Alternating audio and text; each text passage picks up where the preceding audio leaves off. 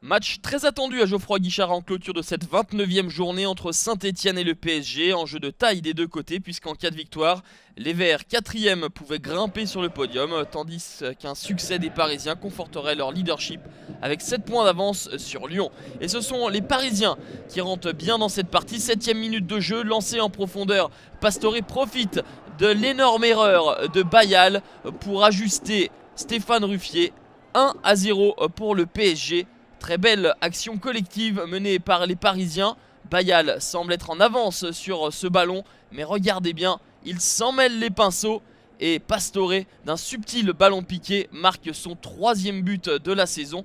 Il avait marqué simplement 2 buts face aux Toulousains à l'aller et au retour. Et bien là, il signe sa 3e réalisation. 10 minutes plus tard, le ballon dans la surface de réparation, l'avait dit, est touché par Stéphane Ruffier. Carton jaune pour le gardien stéphanois. Monsieur Gauthier désigne le point de pénalty. Mais en regardant de plus près, Ruffier fait tout pour éviter Lavezzi qui en malin vient accrocher le gardien stéphanois.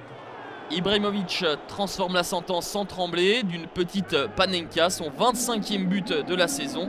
Ibra a marqué ses 16 derniers pénaltys, Milan AC et PSG confondus, et le PSG mène 2-0 après 20 minutes de jeu. Saint-Etienne va alors réagir petit à petit, le ballon dans la surface pour Brandao, le contrôle de la poitrine est trop long et il faut le retour de Van der Wiel pour sauver la cage parisienne. Van der Wiel, qui était au passage coupable d'une petite erreur de marquage, se rattrape bien sur ce coup-là. Saint-Etienne est mieux au fil des minutes et impose son jeu. Fabien Lemoine, le ballon sur le côté pour Aubameyang. Il parvient à centrer devant Maxwell et Brandao se jette devant Alex.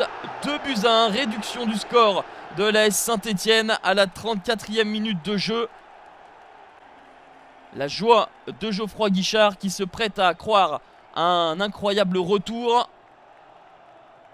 Et on regarde de plus près, ce n'est pas Brandao qui marque son 10e but de la saison, mais plutôt Alex qui propulse le ballon dans ce propre filet et trompe Salvatore Sirigu. En tout cas, énorme passivité et de Van der Wiel et d'Alex qui marque contre son camp. 2-1 à la mi-temps. Et comme au match aller où Saint-Etienne s'était imposé 2-1, il y a un autre but contre son camp inscrit par les Parisiens. Saint-Etienne pousse pour aller chercher l'égalisation. Aubameyang prend de vitesse. Van der Wiel enchaîne une frappe du gauche. Sirigu est vigilant. Les Parisiens se sont inclinés sur leurs 2 derniers matchs à l'extérieur, à Sochaux et à Reims. Et pour l'instant, Sirigu préserve l'avantage des Parisiens.